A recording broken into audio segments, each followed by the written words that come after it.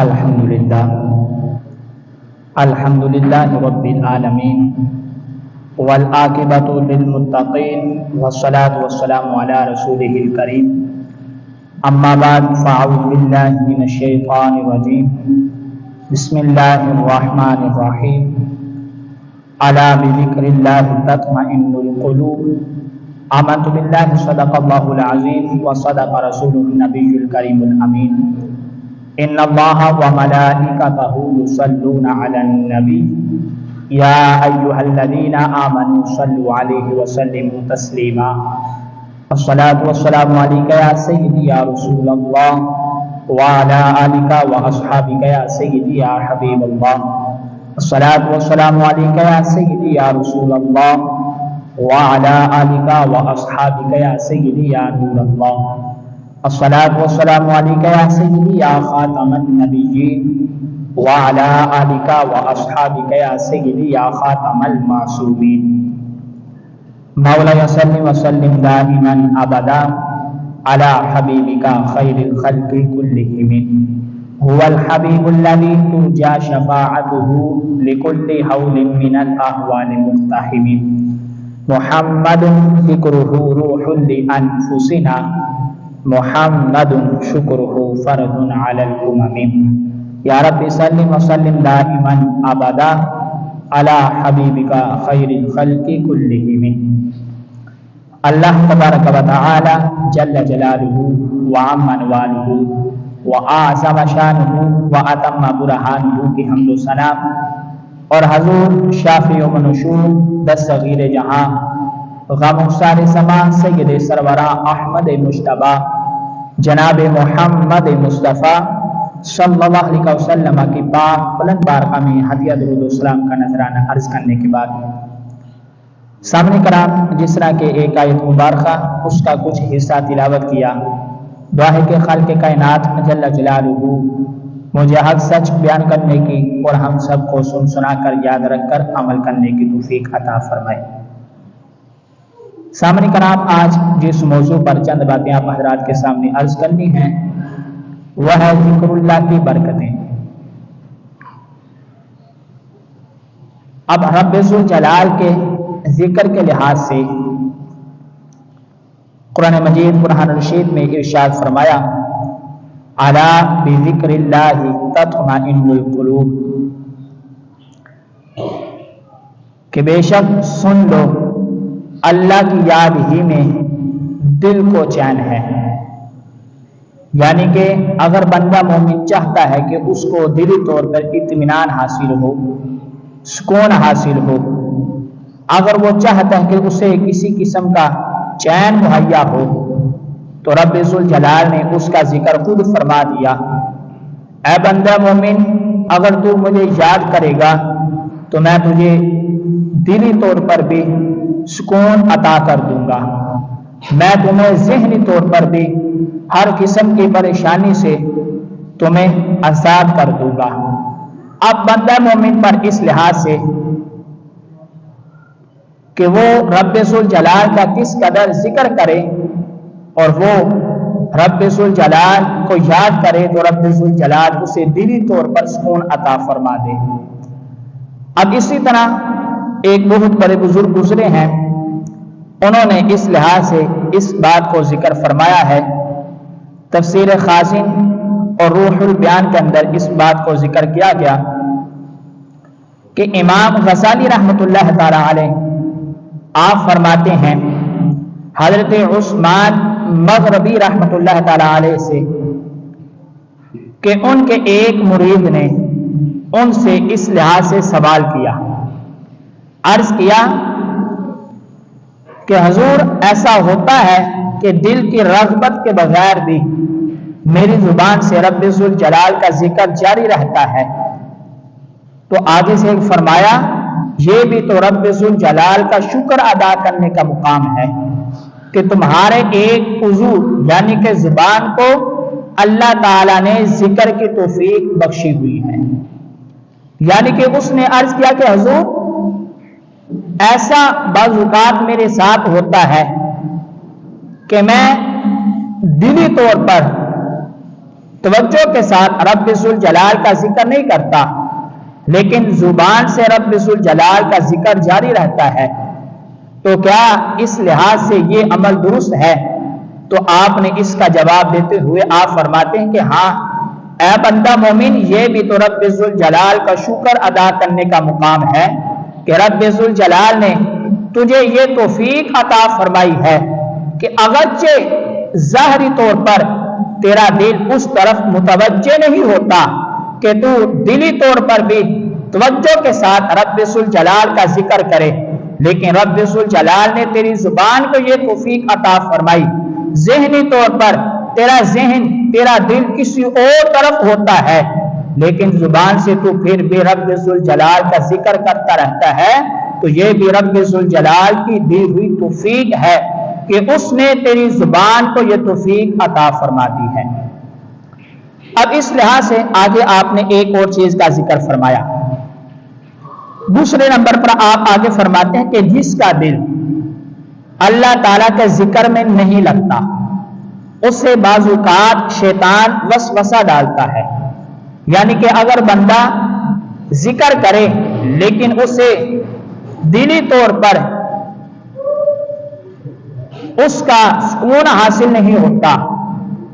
اور اس کا دل اللہ تعالیٰ کے ذکر میں نہیں لگتا، تو آپ فرماتے کہ بعض اوقات ایسا ہوتا ہے کہ شیطان اسے وسوسہ ڈالتا ہے کہ جب تیرا دل اللہ کے ذکر میں نہیں لگتا تو خاموش ہو جا، یعنی کہ وہ بندہ جو زبان سے ذکر کر رہا تھا لیکن دلی طور پر دل کی توجہ اس طرف نہیں تھی، صرف زبان سے اللہ کا ذکر کرتا تھا، اب شیطان بعض اوقات اسے اس طرح وسوسہ اس کے دل کے اندر پیدا کرتا ہے کہ آپ فرماتے کہ جب وہ شیطان اس کے دل کے اندر وسوسہ پیدا کرتا ہے تو اسے کہتا ہے اے بندے، جب تیرا دل اللہ کے ذکر میں نہیں لگتا تو خاموش ہو جا اور زبان سے بھی ذکر کرنا بند کر دے۔ اب آپ فرماتے کہ جب شیطان اس کے دل کے اندر وسوسہ پیدا کرتا ہے تو وہ بندہ خاموش ہو جاتا ہے، ایسا ذکر کرنا اس کے لحاظ سے وہ سمجھتے کہ بے ادبی ہے، اس شیطانی وسوسے سے بچنا چاہیے۔ آپ فرماتے کہ اگرچہ دل اس طرف مائل نہ بھی ہو، دل کی توجہ اس طرف نہ بھی ہو، لیکن زبان سے جو رب ذوالجلال کا ذکر کیا جاتا ہے اسے ہرگز بند نہیں کرنا چاہیے، بلکہ زبان سے رب ذوالجلال کا ذکر جاری رکھنا چاہیے۔ اب اس لحاظ سے آپ نے امام غزالی رحمت اللہ تعالی علیہ آپ نے شیطان کے وسوسوں کے لحاظ سے 3 قسم کے لوگوں کا ذکر کیا۔ اب آپ فرماتے ہیں کہ ایک قسم لوگوں کی وہ ہے کہ جو ایسے موقع پر کہ جو بندہ زبان سے ذکر کر رہا تھا لیکن دل کی توجہ اس طرف نہیں ہوتی، جب شیطان اس کے دل کے اندر وسوسہ پیدا کرتا ہے تو وہ بندہ آگے سے کہتا ہے اے شیطان، تو نے خوب یاد دلایا، جو میرا دلی طور پر ارادہ نہیں تھا، زبان سے رب کا ذکر کر رہا تھا، آج شیطان تو نے مجھے خوب یاد دلایا، اب میں جو زبان سے رب کا ذکر کر رہا تھا اب میں دلی طور پر بھی رب ذوالجلال کو یاد کرنا شروع کر دیتا ہوں، میری دل کی توجہ بھی اے شیطان تیری وجہ سے جو تو نے مجھے یاد دلایا، اے شیطان آگے میری زبان ذکر کرتی تھی، اب میرا دل بھی رب کے ذکر کے اندر مصروف ہو جائے گا۔ اب دوسرے نمبر پر آپ فرماتے کہ دوسرے لوگوں کی قسم وہ ہے کہ وہ احمق اور بے وقوف لوگ جو یہ سمجھتے ہیں کہ جو ہمارا دل اگر توجہ نہیں کرتا، زبان سے ذکر کرتے ہیں تو ہماری زبان سے ذکر کرنے کا فائدہ نہیں، جب شیطان اس کے دل کے اندر وسوسہ پیدا کرتا ہے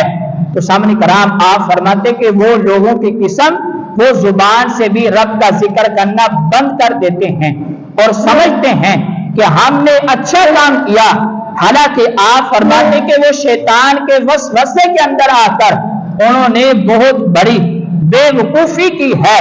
اور آپ فرماتے کہ جو زبان سے ذکر کر رہے تھے اس سے بھی جاتے رہتے ہیں۔ اور تیسرے نمبر پر آپ فرماتے ہیں کہ وہ لوگ ہیں جو کہتے ہیں اگرچہ دل کو ہم رب کے ذکر کے اندر حاصل نہیں کر پاتے، یعنی کہ ہمارا کام کاج بھی ہوتا رہتا ہے، لیکن زبان سے ہم رب کا ذکر کرتے رہتے ہیں، جب شیطان اس پر حملہ کرتا ہے تو وہ لوگوں کی قسم آگے سے کہتی ہے کہ اگرچہ ہم دل کو حاضر رب کے ذکر میں نہیں کر پاتے، لیکن زبان سے رب جلال کے ذکر کے اندر مصروف رہتے ہیں، اور یہ ہمارا عمل خاموش ہونے سے زیادہ بہتر ہے، اور وہ زبان سے رب جلال کا ذکر جاری رکھتے ہیں۔ تو آپ فرماتے کہ اگرچہ دل کی توجہ بھی ہو، زبان سے رب کا ذکر بھی ہو، تو یہ عمل، یہ ذکر کرنا دوسروں قسموں کے لحاظ سے زیادہ فضیلت رکھتا ہے، لیکن آپ فرماتے کہ وہ لوگوں کی قسم جو دلی طور پر، ارادی طور پر، ان کا ارادہ تو نہیں ہوتا دلی طور پر، لیکن زبان رب کے ذکر کے اندر مصروف رہتی ہے، آپ فرماتے کہ یہ عمل خاموش رہنے سے زیادہ بہتر ہے۔ تو سامنے کرام، اسی طرح رب ذوالجلال کے ذکر کے لحاظ سے اور بھی متعدد احادیث شریف کے اندر نبی کرم نور مجسم شفیع معظم صلی اللہ علیہ وسلم آپ نے اس لحاظ سے اپنی امت کی اصلاح فرمائی ہے۔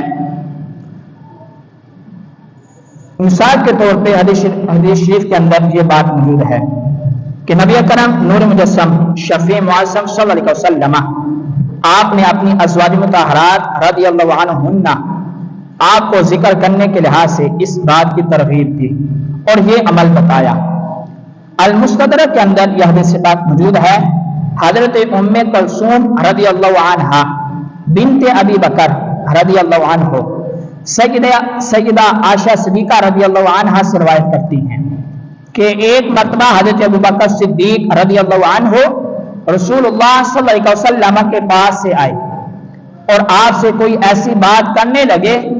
جس کو وہ سیدہ عائشہ صدیقہ رضی اللہ عنہا آپ سے چھپا رہے تھے، یعنی کہ آپ کوئی بات کرنا چاہتے تھے اور اپنی صاحبزادی حضرت عائشہ صدیقہ رضی اللہ عنہا آپ سے چھپانا چاہتے تھے۔ آپ فرماتی ہیں کہ اس وقت حضرت عائشہ صدیقہ رضی اللہ عنہا آپ نماز پڑھ رہی تھی۔ نبی کرم نور مجسم شفیع معظم صلی اللہ علیہ وسلم آپ نے ارشاد فرمایا، عائشہ کو عمل اختیار یعنی جامع الفاظ میں دعا مانگا کرو، یعنی کہ جب رب ذوالجلال کی بارگاہ میں عائشہ دعا مانگو تو جامع الفاظ ہونے چاہیے۔ اب سرکار علیہ الصلوۃ والسلام نے دعا کرنے کے لحاظ سے خود ارشاد فرمایا، اور آگے راوی کہتے ہیں کہ شاید کوئی اور لفظ کہا، لیکن جب حضرت عائشہ صدیقہ رضی اللہ عنہا نماز پڑھ کر فارغ ہوئی تو انہوں نے آپ سے اس بارے میں پوچھا، عرض کیا کہ یا رسول اللہ صلی اللہ علیہ وسلم، آپ کس انداز کے ساتھ، کن الفاظ کے ساتھ چاہتے ہیں کہ میں رب کی بارگاہ میں دعا مانگا کروں؟ اب سبق ان کے لیے تھا، لیکن فائدہ اس کا قیامت تک کے آنے والے جتنے بھی سرکار علیہ الصلوۃ والسلام کے غلام تھے ان کو ہونا تھا۔ اب صرف ان کو نہیں بتایا بلکہ ان کے ذریعے سے سرکار نے قیامت تک کے آنے والے جتنے بھی غلام تھے ان کے لحاظ سے ان کو یہ سبق پڑھایا۔ اب سرکار علیہ الصلوۃ والسلام نے آپ نے ارشاد فرمایا، آپ فرماتے ہیں عائشہ اس انداز کے ساتھ رب ذوالجلال کی بارگاہ میں دعا مانگا کرو۔ آپ فرماتے کہ دعا اس انداز کے ساتھ مانگو کہ اللہ میں تجھ سے جلدی اور دیر سے ہر بلائی مانگتا ہوں، ان میں سے جن کو میں جانتا ہوں وہ بھی اور جن کو نہیں جانتا وہ بھی، اور میں تیری پناہ مانگتا ہوں جلدی اور دیر سے پیش آنے والے شر سے، ان میں سے جن کو میں جانتا ہوں ان سے بھی اور جن کو میں نہیں جانتا ان سے بھی، اور میں تجھ سے جنت کا سوال کرتا ہوں اور ہر اس قول و فعل کا جو جنت کے قریب کر دے، اور میں تیری پناہ مانگتا ہوں دوزخ سے اور ہر اس قول و فعل سے جو جہنم کے قریب کر دے،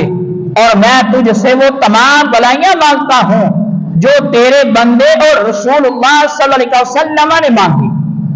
اور میں تیری پناہ مانگتا ہوں ان چیزوں کے شر سے جن سے تیرے بندے اور رسول صلی اللہ علیہ وسلم نے پناہ مانگی،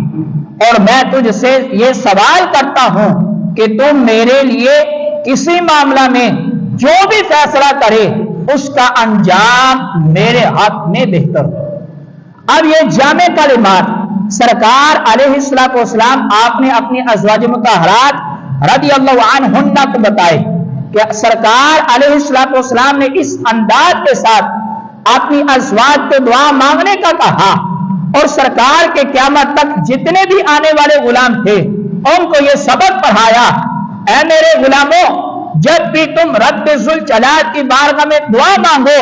رب کی بارگاہ میں اس کام کے لیے دعا مانگو جس کے کنڈے سے تم جنت کے قریب ہو جاؤ، اور اس کام سے پناہ مانگو کہ جس کے کرنے سے تم جہنم کے قریب ہو جاؤ، اور رب ذوالجلال کی بارگاہ میں تم ہر وقت اس کام کے لیے، اس چیز کے لیے سوال کرو کہ جس سے رب ذوالجلال بھی راضی ہو اور میں محمد بھی راضی ہو جاؤں۔ تو سامنے کرام، ان جامع کلمات کے لحاظ سے نبی کرم نور مجسم شفیع معظم صلی اللہ علیہ وسلم آپ نے اپنے غلاموں کو اپنی ازواج مطہرات رضی اللہ عنہن کے ذریعے سے اس بات کو ان تک پہنچایا، اور پھر صحابہ کرام رضی اللہ عنہم ان کا بھی یہ عمل ہوا کرتا تھا،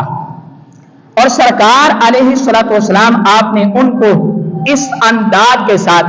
رب ذوالجلال کا ہمہ وقت ذکر کرنے کے لحاظ سے ان کو تلقین فرمائی۔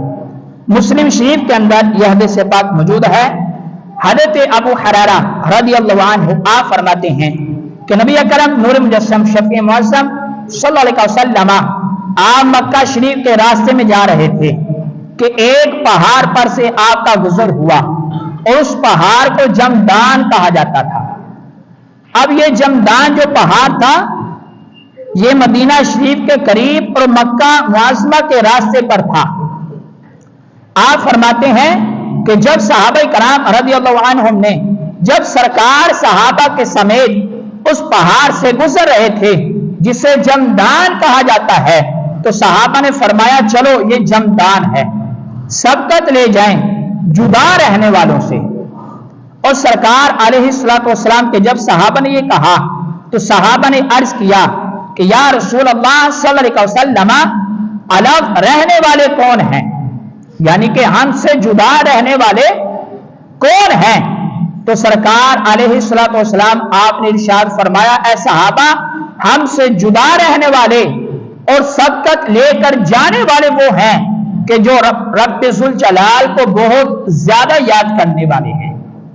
یعنی کہ صحابہ اس پہاڑ سے گزر رہے ہو تو خاموشی کے ساتھ نہ گزرو، بلکہ اس پہاڑ سے گزرتے ہوئے بھی رب ذوالجلال کا ذکر کرو۔ اس کا فائدہ کیا ہے؟ اب اسی لحاظ سے ایک اور حدیث شریف کے اندر اس بات کو ذکر کیا۔ حضرت ابن مسعود رضی اللہ عنہ آپ روایت کرتے ہیں کہ جب تم کسی طرف سفر کرو، چاہے وہ ایک شہر سے دوسرے شہر کی طرف ہو، ایک علاقے سے دوسرے علاقہ کی طرف ہو، ایک ملک سے دوسرے ملک کی طرف ہو، تو وہاں پر جاتے ہوئے بھی اپنی زبان کو خاموش نہ رکھو، بلکہ اس وقت بھی رب ذوالجلال کا ذکر کرو۔ فائدہ کیا ہے؟ حضرت ابن مسعود رضی اللہ عنہ آپ فرماتے ہیں کہ ایک دوسرے کو نام با نام پکار کر پوچھتے ہیں، یعنی کہ جب بندہ مومن کسی طرف سفر کرتا ہے تو ایک پہاڑ دوسرے پہاڑ سے، اور پھر دوسری حدیث شریف کے اندر بات موجود بھی ہے کہ ایک زمین کا چپا دوسری زمین کے حصے سے پوچھتا ہے، کیا پوچھتا ہے کہ کیا تجھ پر آج کوئی اللہ کا ذکر کرنے والا گزرا ہے؟ اگر پہاڑ کہے کہ ہاں مجھ پر آج اللہ کا وہ بندہ گزرا ہے کہ جو رب ذوالجلال کو بہت زیادہ یاد کرنے والا ہے، تو ایک پہاڑ دوسرے پہاڑ کو مبارکباد پیش کرتا ہے۔ اور دوسری حدیث شریف کے اندر بات موجود ہے کہ حضرت انس فرماتے ہیں رضی اللہ عنہ کہ ہر روز صبح شام زمین کے بعد حصے سے پوچھتے ہیں، یعنی کہ زمین کا ایک ٹکڑا دوسرے زمین کے ٹکڑے سے سوال کرتا ہے کہ کیا تجھ پر ایسا کوئی اللہ کا بندہ گزرا ہے کہ جو اللہ کو بہت زیادہ یاد کرنے والا تھا؟ اگر کوئی حصہ کہتا کہ ہاں مجھ پر اللہ کا وہ بندہ گزرا ہے جو رب ذوالجلال کو یاد کرنے والا ہے،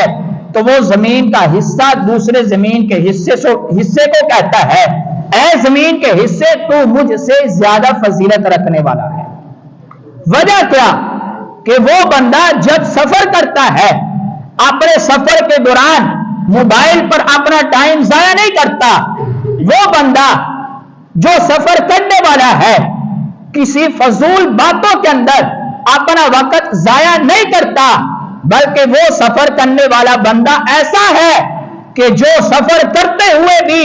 رب ذوالجلال کو بہت زیادہ یاد کرنے والا ہے، اور یاد کرنے کی برکت سے رب ذوالجلال اس بندے پر راضی ہو جاتا ہے، اور پھر وہ اللہ کو یاد کرنے والا بندہ ایسا ہوتا ہے کہ جس زمین کے حصے سے وہ گزرتا ہے زمین کا دوسرا حصہ اس زمین کے حصے کو مبارکباد پیش کرتا ہے، اے زمین کے حصے تجھے مبارک ہو کہ تجھ پر اللہ کا ایک ایسا بندہ گزرا ہے کہ جو رب ذوالجلال کو بہت زیادہ یاد کرنے والا ہے۔ تو سامنے کرام یہ بہت سارے فوائد ہیں۔ اب اس لحاظ سے ایک اور حدیث شریف کے اندر یہ بات موجود ہے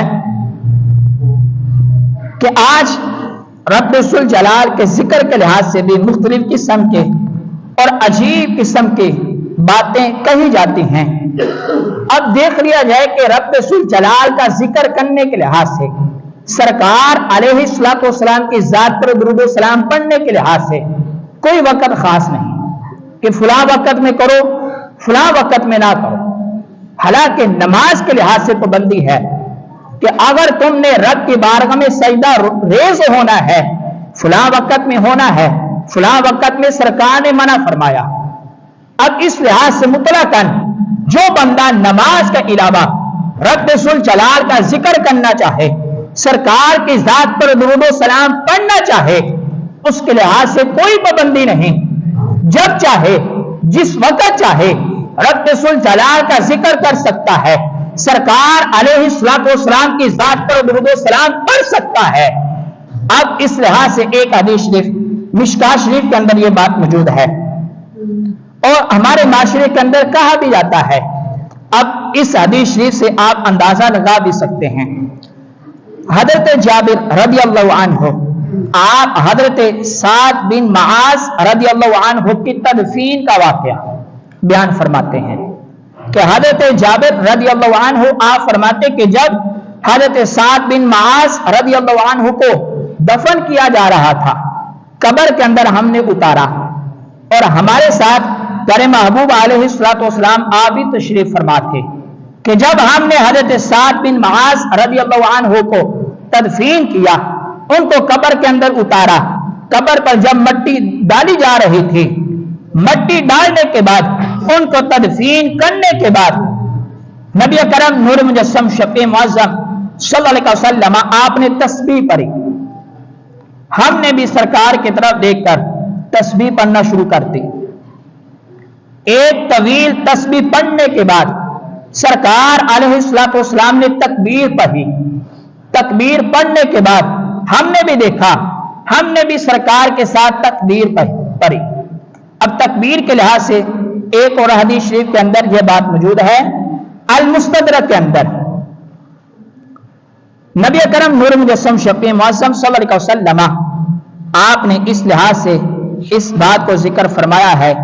کہ جو رب ذوالجلال کی تکبیر پڑھتا ہے، رب ذوالجلال کا ذکر کرتا ہے، اس پر رب ذوالجلال اس بندے کو انعام کیا عطا فرماتا ہے کہ سرکار علیہ الصلوۃ والسلام آپ نے ارشاد فرمایا، اور حضرت ابو ہریرہ رضی اللہ عنہ آپ روایت کرتے ہیں کہ پیارے محبوب علیہ الصلوۃ والسلام آپ نے ارشاد فرمایا کہ جس نے ایک مرتبہ تکبیر کہی،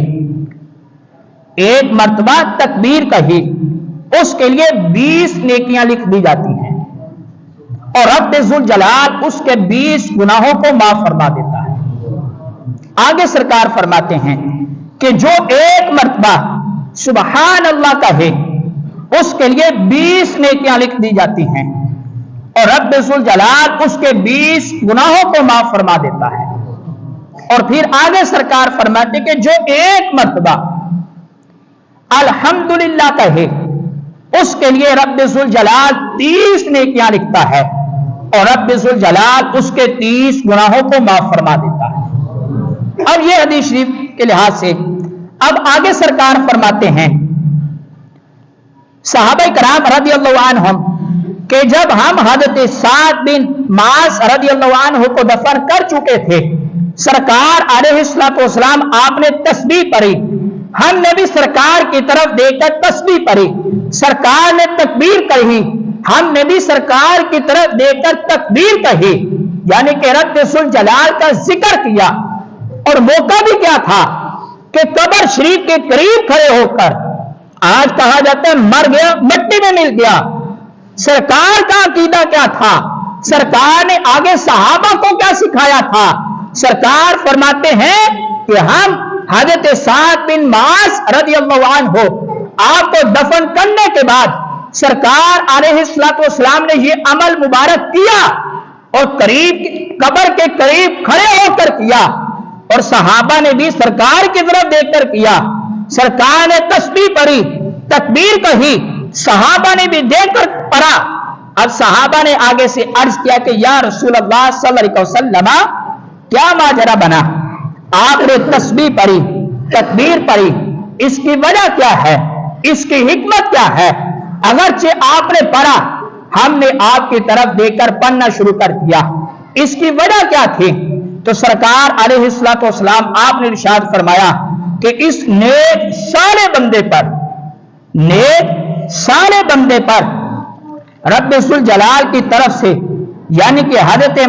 سعد بن معاذ رضی اللہ عنہ پر قبر تنگ ہو گئی تھی کہ اللہ تعالی نے اسے ہماری تسبیح پڑھنے کی برکت سے ان کی قبر کو کشادہ فرما دیا ہے۔ تو سامنے کرام یہ عمل ہے کہ اگر بندہ مومن اپنے عزیز و اقربا رشتہ دار کی قبروں پر جا کر ان کے لیے دعائے خیر کرے، رب ذوالجلال کا ذکر و ذکار کر کر، قرآن مجید قرآن رشید کی تلاوت کر کر